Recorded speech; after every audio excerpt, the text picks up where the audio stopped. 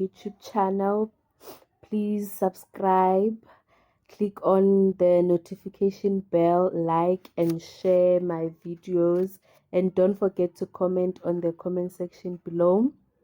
uh, as you can see from the title of the video, today's topic is toxic friends. I should stop looking at myself and look at you guys. Today's topic is toxic friends.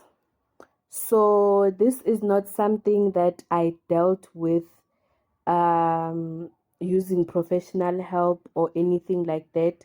It was just experience and noticing how, how certain people made me feel and all of that. So this is basically my experience with toxic friends and how I was able to end those relationships without becoming enemies with those people. So I think having toxic friends or friendship starts with making friends for the wrong reasons. So, I mean, in life, yes, you do have friends. You are supposed to have friends because, I mean, there's no way you can do this life thing without people supporting you, whether emotionally, physically, financially, things like that. So you do need friends. But the reasons behind making friends, it's very important because when we are young and we're still growing up, we make friends because we want to have people to play with, and we have fun around those people, and those are the reasons, the only, it's like pure innocent reasons why you'll have friends. And you find that you have a lot of them because when you are young, you are kids, all you want to do is to just have fun, play games, and just enjoy your childhood. So I think when you become a teenager and when you become a young adult, that's when starting new friendships becomes difficult, because now it's a stage where, girls talk about each other, you have crushes on certain guys and all of that. Now you start having friendships because there are certain things you are going to gain by being friends with that particular person. So now you start having a friend because they are close to, or they are relatives to maybe your crush or something like that. So now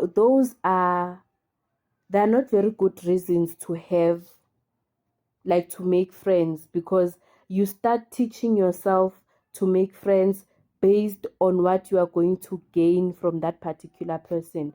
And then once you become a young adult, friendships like that don't last, because that person came to serve for that particular season because that's what you wanted, and then it ends there, you know. And I think that friendships are something that you should build, and they should grow, and you should, maybe if possible, sustain them until forever comes. um my experience with making friends, I was never really the kind who goes out there to intentionally make friends. It was difficult for me to make friends growing up. I was friends with people who were already there. Like, I never in my life had a friend just in J, a new friend in J from the blue. It was always somebody who was already there, whether they knew someone that I know, and then, I started spending time with them, and then eventually they become my friend. So that's how I used to make friends. So in high school, I remember I used to have this one friend, and then she left. Then I didn't have friends anymore in high school. And then in grade 9, this new girl came to town. She was starting at our school and all that. So she just, came to me, and she told me, I know where you live. I just moved here and I've seen you around, so I know we live in the same neighborhood. So, and then that's how we became friends. So now she is the type of person who is able to go out there and make friends. I couldn't do that. So she came to me and then we became friends like that.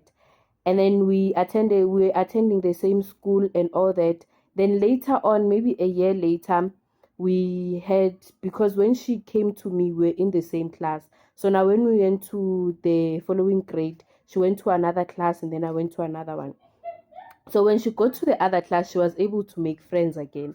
But me not being able to make friends, I didn't make friends in my class that time. So during lunch, I would just go to her class to chill with her. Then I would find her with other girls and see that she's made new friends. And I'm not the jealous type of friend who's going to be mad at you for making new friends or being friends with somebody else. No, I don't do that. So I just come and I chill with you guys, and then your friends become my friends. I'm just that type of girl. So when I got there, she had new friends. She had like 6 new friends. Then we all became friends and all of that. So now the thing is, girl groups, girl groups are just, you must never, they don't work. They never work.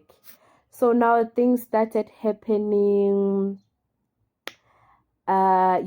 jealousy, people talking behind your back, rumors spreading about you, and eventually the friendship fell apart. Like all of us, the friendship just fell apart. And from there onwards, because there was so much that happened, I mean, it's a story time for another day. What happened during that phase of my life. But what happened then caused me to just build a wall and say I am never going to have a friend ever in my life. People who are going to be in my life are just going to be acquaintances. That's all. I don't want to make any more friends. I'm fine being alone. Um, I'll survive. I don't need friends to live. And that's the mentality I had and I kept up until I went to varsity. And it was hard for me to open up to people. It was hard to me to make friends because of what had happened before, to a point where I had to even go to a psychologist, and try to figure out like why is it so hard for me to make friends, because I had this one particular friend, my roommate, in my first year of university. She was trying so hard, to break this wall. She finally did eventually, but like it took a very long time for me to open up. It took a lot. So yeah, toxic friendships, toxic relationships, they start by making friends for the wrong reasons. Because, and the influence toxic friends have on you. When you are friends with someone, when the friendship is still new, you're still trying to get to know that particular person. So you are not in a position to judge. You are not in a position to correct them, to say, this is not how things are done. This is not what you're supposed to say. People don't do this. People don't say that. You just, like, you're still trying to see what kind of person is this. So now the thing is, what we do, we accept whatever that person is, because we try to come up with excuses for them. When they share their stories and you're like, oh, okay, maybe she's like this because this and this happened to her. Maybe she's like this because she's suffering from this and that. So we make excuses for them and all of that. And they start to have influence on us, especially if you create a bond with that person. They start having an influence on you, because this is something I always notice. When one particular person starts chilling with another person, they start copying how they speak. They start copying um how they do certain things and all of that. And then you see, if you have that I don't know what to call it, that characteristics where you copy how someone speaks and all of that, I think that it's a red flag, because you shouldn't do that. you should stick to your own individuality. You should stick to who you are. You shouldn't copy what they do, because that's when the influence starts. That's when they start influencing you. Then they start influencing your decisions. Then they start influencing things that you do and things that you say to people. Oh my God, I remember when, the kind of friends who want their enemies to be your enemies. you know I'm talking about that kind of influence. People who want you to stop eating maybe chicken meat because they don't like it, so you should stop eating it too. People who don't like wearing jeans, so you should also stop wearing jeans. Like people like that, people who have an influence, and people who like to take control over situations. I mean, if you have a decision to make and you speak to a friend about it, and they tell you what they would do, and they tell you in a manner that they are just telling you, like, this is what I would do, so this is what you should do. They don't put themselves in your shoes. They don't consider your personality. They don't consider your character, and then advise you on what to do. So you should be careful of that kind of influence. Differences in values, religion, and a clash of personalities. People are different. We have different values, we have different religions, we have different personalities. Now, if you are a quiet person and you are attracted to bubbly personalities, that's good, that's fine. But how much of this bubbly are you willing to take? Because the difference in the personalities is very important, because you'll find that this person is English just bit my tongue. uh, you find that this bubbly character is too bubbly for you, and you find that they are just too much for you, and when now you want your own space, you can't get it, because she's here. And if you are a bubbly person and you like um bubbly friends, then I mean, you guys understand each other. You that you're okay. As a bubbly person, I sometimes have days where I don't feel so, so happy. I don't feel the oh my God. Oh, okay. You don't feel like going out there and being out there, and that person understands because they have the same personality. So you should also look at that. Values and religion. I mean, I say religion because it's religion for me, it's very important. I can't have a friend who doesn't believe in the let me not say religion, scratch that, like spiritual beliefs. Like, I can't chill with somebody who doesn't acknowledge. I'm not saying you should have the same spiritual beliefs. I'm not saying you should have like the same spiritual life, save the same supernatural power or anything like that. What I'm saying is respect my spirituality, respect what I believe in, respect what I consider to be the supernatural power. And if I am atheist, respect that. Rather question, try to figure out how did you get to that point of believing in whatever you believe in, and then accept me for who I am. Accept me for what I believe in. It doesn't change who I am. It doesn't mean I'm going to go around killing people. It doesn't mean I'm going to go around, doing all these maybe evil things. that this other friend may consider, all of that. No, it doesn't mean I'm going to do that, but just understand why I believe in what I believe in.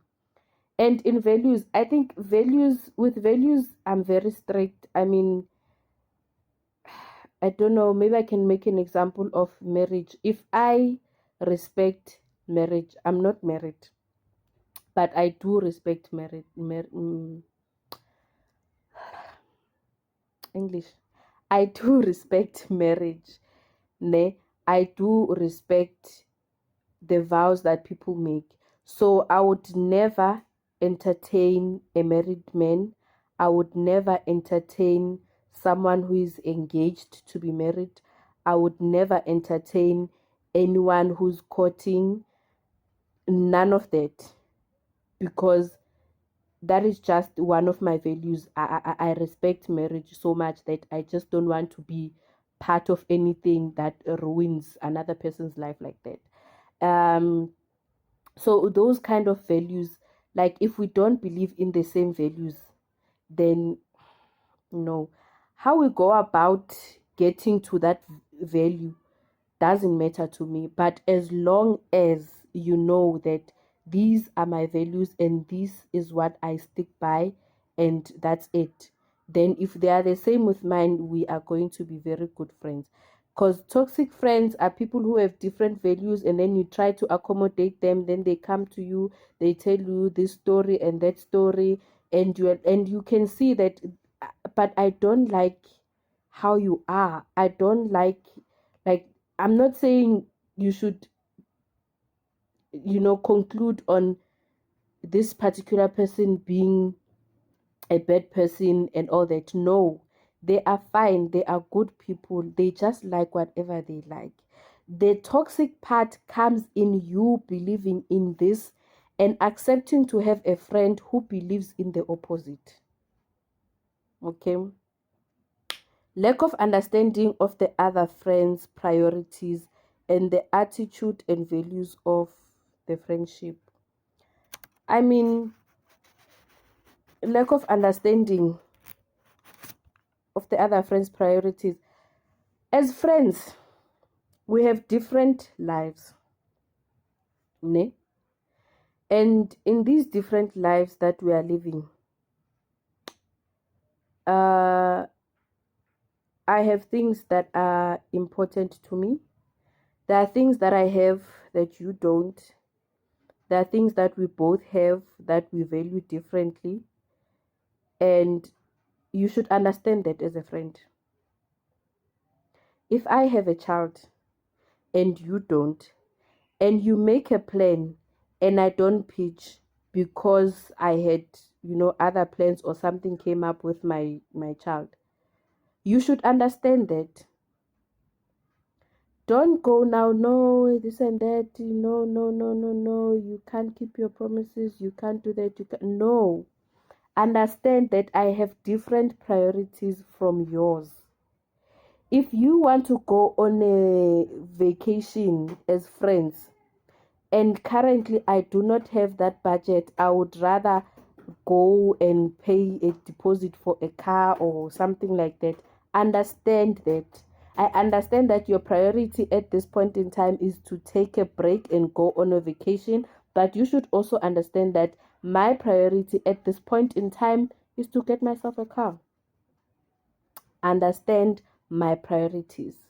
The last one, the attitude and the value towards your friendship. If that person, your friend, doesn't value your friendship, if they're not there when you need them, if they are not supportive when you need the support, then what are you doing? Be friends with someone who values your friendship. The same relationship advice we always give and we always accept from people is the same way we should always give and accept relationship advice from, friendship advice from people, because it carries the same weight. At the end of the day, it's a very valuable friendship, it's a very valuable relationship. If you do not value our friendship, then what's the point of me and you being friends? If your attitude towards our friendship is about what you will gain, what is the point of me being your friend? That's it.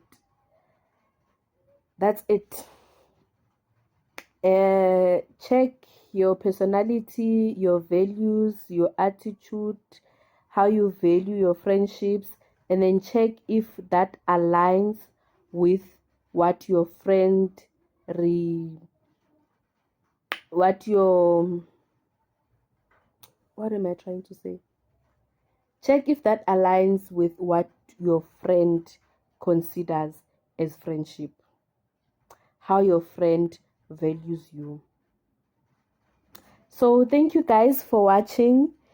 Don't forget to subscribe, like, comment, and share. And yeah, I'll see you on the next one. Thank you.